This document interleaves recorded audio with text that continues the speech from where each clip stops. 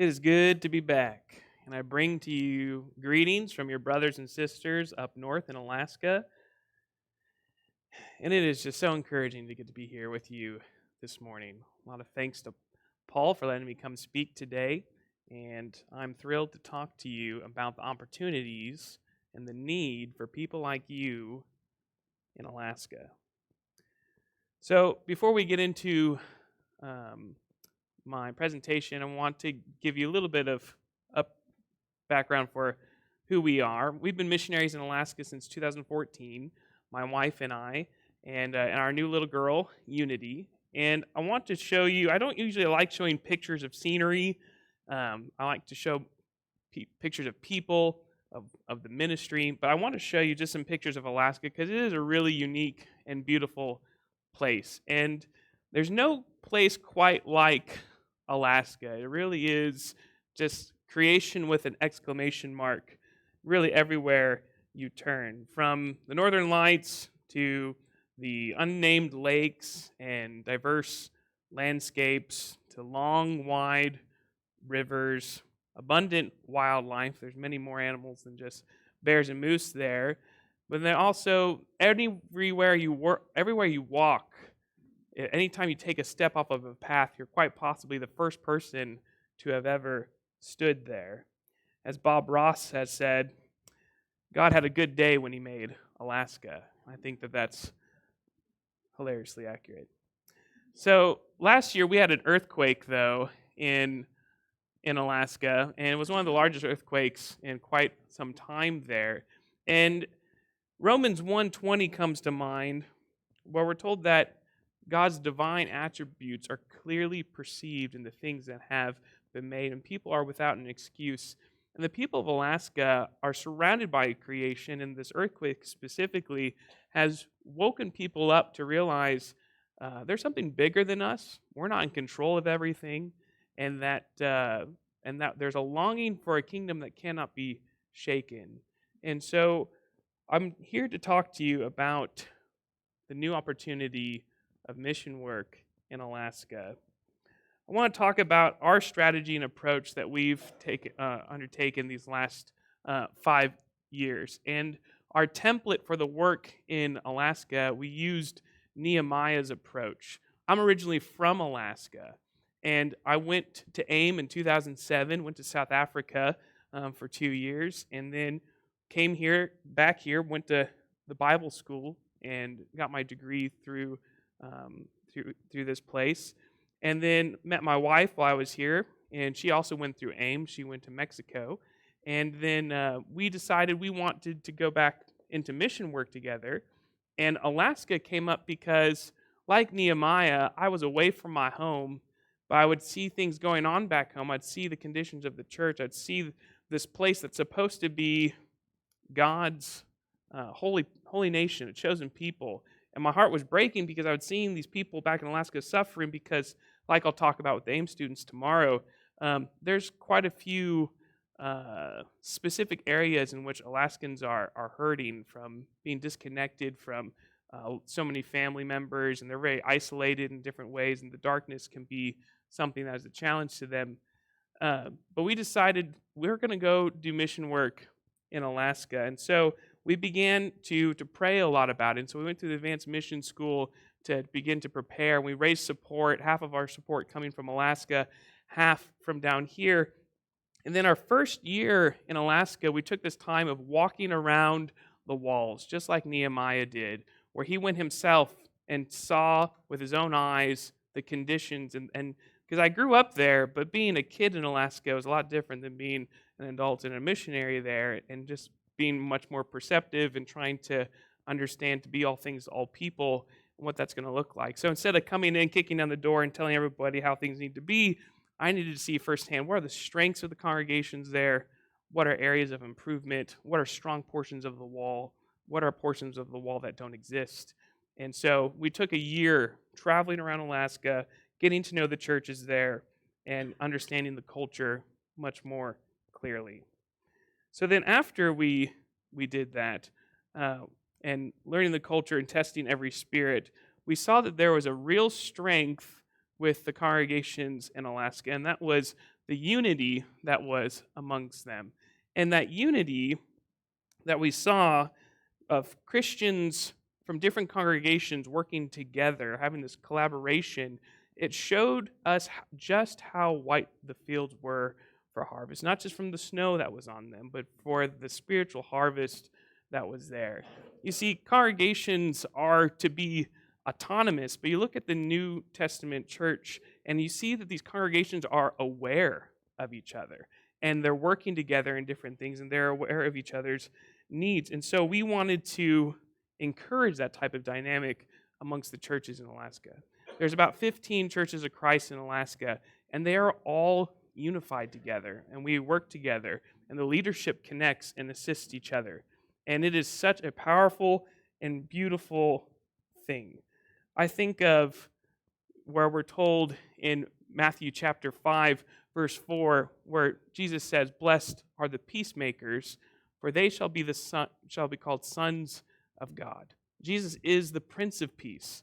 And when we are seeking to make peace with other people, we enter the family business with God. We are his children when we are seeking to make peace. And making peace is not always super clean, fun, and comfortable. You're going into places where there's conflict. You're going into places where there's discord. We're going into places where the enemy is trying to pull people apart.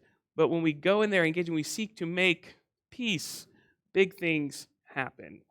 I think of also in James 3:18, one of my favorite passages now, "A harvest of righteousness is sown in peace by those who make peace." So if we want to be workers being sent out into fields to harvest, we have to be people who are seeking to make peace.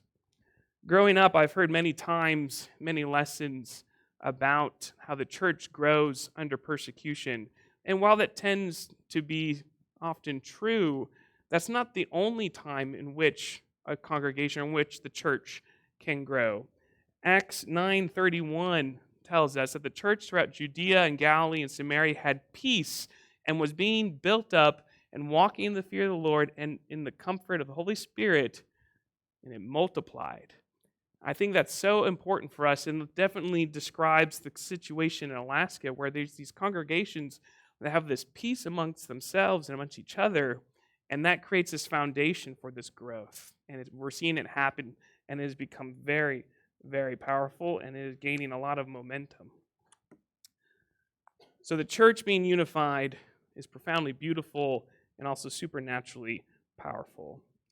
Now, I also think of Psalm 133. We're told how good and pleasant it is when brothers dwell in unity. It is like the precious oil on the head, running down on the beard of Aaron, running down on the collar of his robes. It is like the dew of Hermon, which falls on the mountains of Zion. For there the Lord has commanded the blessing, life forevermore. As Christians, when we're dwelling in unity with each other, it's like where God lives. Let that sink in. And there is life forevermore. There's an abundant life when Christians are at peace and in unity with one another.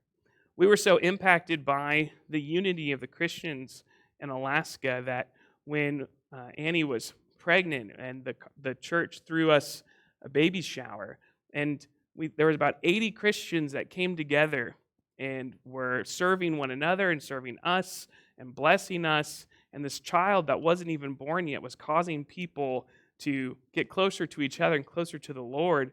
And so we named our child Unity because we could see that she was causing unity in people's lives, and we want her to cause unity in people's lives forever. And it challenged me. It's like, I want to do that. I want to cause unity. I want to be able to be a peacemaker. And when we all are pursuing to make peace, we become a light to the world. Just like our brother read a moment ago in John 17, Jesus is praying for you and I. He's saying, I pray not for only these, but those who believe in their word, talking about you and I believing the apostles' word. And he says, I pray that they all may be one, just as you, Father, and I are one, that they may also be in us, so that the world may believe that you have sent me. And so when you and I are unified to God and to each other, it makes the gospel believable. And so this unity of the congregations is how the church is a light to the world, a city set on a hill. And it's what we're inviting the world into. Come join this unity. Come have unity with God and with us. So Nehemiah has been our template, and one of my favorite passages in Nehemiah is once the walls and the city are rebuilt, you see this celebration of the city. In chapter 12, verse 43, we see that they offered great sacrifices that day and rejoiced, for God had made them rejoice with great joy. The women and the children also rejoiced, and listen to this, and the joy of Jerusalem was heard far away. So when the city of God, when God's people are as they are designed to be, the whole world hears about it, and rejoicing goes out. And if there was ever a people who had reason to rejoice, it's the church. And we have to have something to rejoice about, and is that God has made us able to draw close to Him, and we can love because He first loved us. And so this peace amongst ourselves and this unity we have amongst the brethren is a foundation which we can invite people to also stand on and to join. So this has been a fruitful work these last 5 years in Alaska. These are some berries that we picked up there. There's so much fruit in Alaska, literally and spiritually. There's been lots of obstacles and pruning that has taken place, no doubt. But I want to highlight just some of the things that we found to be very, very fruitful. Just the unification of the congregations, making sure that each congregation is autonomous, but that they're also part of the one body, and that there is an awareness of each other and a service to one another. That we are, as congregations, collectively serving the youth, and that we are investing in the next generation. We're discipling and watering the young people in our congregation. We have a statewide Bible camp that's very active, and we have Christians from around the whole state help staff that congregation or that Bible camp. And so we get Christians working alongside each other and also collectively investing in our young people. It's the camp that Pat came up and has taught for us the last couple years, and has been excellent. We have a preaching network. Like I mentioned, there's 15 Churches of Christ, and I'm going to show you a picture here in a moment where there's a handful that don't have preachers right now. But the preachers that are there, we get together once a year, all of us, at a preachers conference. But then we also try to intentionally encourage each other. I travel often to the other congregations, and I try to relieve the preachers there by preaching for the weekend, giving them some time off, but then making sure that we kind of answer the question of who guards the guardians. And there's often Satan, one of his methods of attacks on preachers and missionaries is sin and burnout, and the things that tend to poison ministry the most.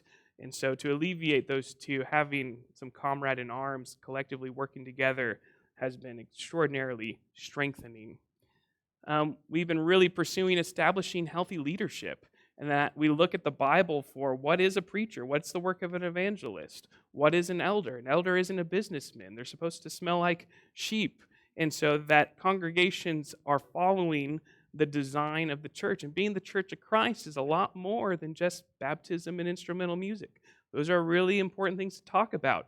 But there's a whole lot more to talk about, and making sure that we are pursuing the design Jesus has instituted for the church, and that we are not immune to cultural influences. We are not immune to traditions becoming law, and making sure that we have a humility before the Word of God. And that is just the simple pursuit of truth, to be lovers of truth, to be truth seekers, and to never stop being truth seekers.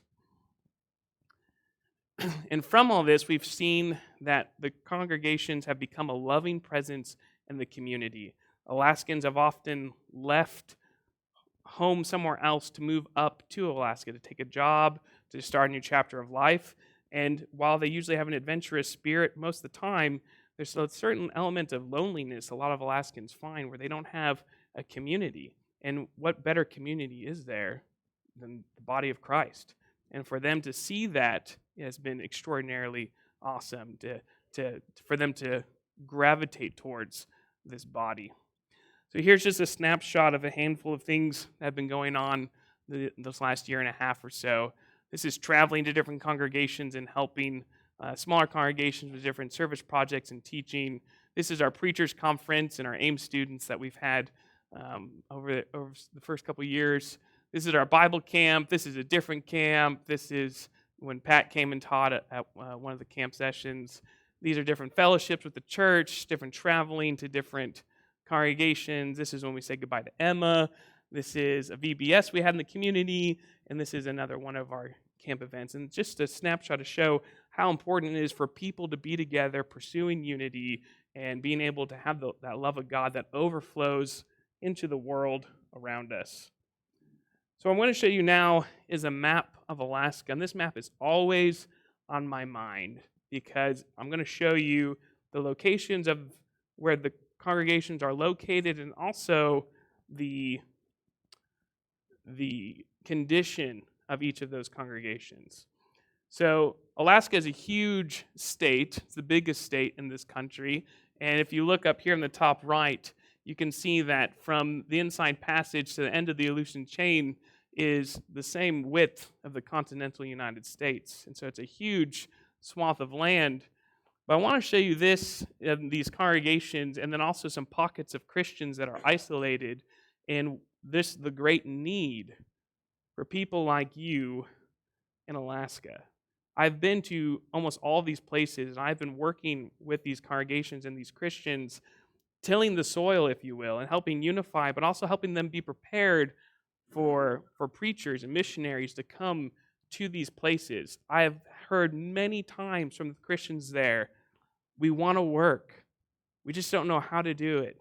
We want to serve. We just need to be equipped. Jesus came up with the role of the evangelist. He came up with the role of the preacher. That's not something you and I came up with. And Jesus knows what he's doing when he has built his church. And doing the work of an evangelist, doing the work of a minister is a mighty and good work. And so these places, especially the ones that are red, where these are congregations, they have a place of meeting. Some of these places have 10, 12, some of them have 70, 80 of these Christians that have congregated together, and there's these bodies there, but there's no equippers. There's people eager to work, and they're desperately looking to be equipped. These purple triangles show where there's pockets of Christians that work has taken them out somewhere to these different places. Some of them are villages, some of them are on islands, and these places also would be excellent mission points. But the work here, the amount of doors that are open, these are just the things that I can clearly perceive, and there's even much more going on than just this here. So I want you to look at this map, and I want you to think about, as you get ready to conclude your time here, you level 2 students, and even you that have just recently arrived, I want you to contemplate a challenge of sorts. We have designed a couple different internships for the work in Alaska, where you can come take a survey trip, and for either a summer trip, but I would encourage you for a year-long survey trip where you ask your supporters to support you for one additional year for you to gain experience. Think of it almost like clinical hours, where you can then put to work the training that you have had while joining a network of unity in Alaska, especially serving in these red locations where you can join this work that's going on. And then if you see that this is a fruitful thing, a fruitful place for you to be, you then remain. But if it's not a good fit for you, then you have gained that experience and you're all the better even for it. And I might talk about this at some point later on, hopefully, but I don't want to sound too much like Martin Luther, but I had a dream about this in a way.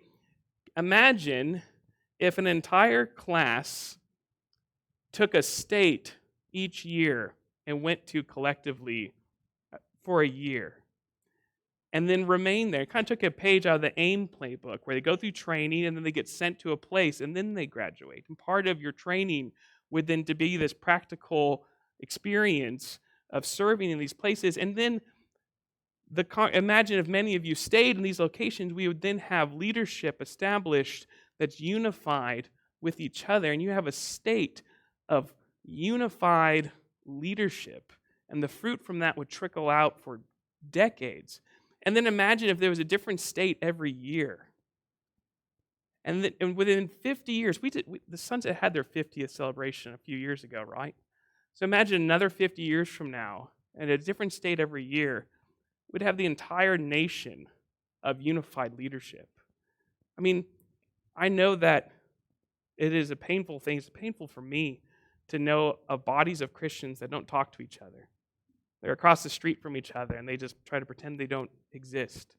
That's a difficult and painful thing to see. It's a reality that we live in. Satan is very active in causing discord and disharmony. And I look at the book of Acts, and I see that when the church seemed to be the most unstoppable is when they had everything in common. And that type of dynamic I want to pursue. I want to fan that flame. Can you imagine if all of Texas was unified? Can you imagine if all of Lubbock was unified, and just how unstoppable that would be? Our God's bigger than our problems, and we have caused some problems, and Satan has been very active, but our God is infinitely more active and more powerful, and he is always with us. And so I want us to pray about this, to pursue going to this place, because there's opportunity for people just like you to serve here, all of you. I saw this recently, and it really made me think of you guys. So there were some really bad fires in Alaska these last couple of years, and there's these extreme firefighters. They're like firefighter commandos. They're called Smokejumpers, and they're firefighters that parachute in to help fight the fires, to help save lives and save cities. And I thought, we need some spiritual smoke jumpers. We need some people with some guts, some faith, some training to come into places in Alaska that it's not going to be comfortable all the time, and it's going to be challenging, but it's going to be an adventure, and it's going to save people. And so I think of Jude 23, the first part of the verse where we're told to save others by snatching them out of the fire. And so Alaska is a place ready and waiting for people like you to go. And I want you to really consider about saying, here am I, send me to Alaska. I think of the Macedonian call and how Paul has this vision of this Macedonian man saying, please come help us, bring us the gospel. And I know I'm not necessarily a vision, but here's an Alaskan man asking and telling you, please come help us.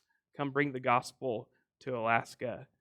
So I hope you've heard the call for Alaska, and I hope that you prayerfully consider about being a smoke jumper up there, about coming to the north to assist in an opportunity and join the work with us in Alaska. God has invested a lot in all of you, and he's working all over the entire world, not just Alaska. There are unique doors open right now in Alaska, and I pray that many of you, if not all of you, come join us to do the work up north. It's been a pleasure being here. I love you all, and I think we're gonna have a lunch today. If you have more questions, there's so much more to talk about, and I'll be here for the next few days at least. So God bless you all, and it's so good to be back.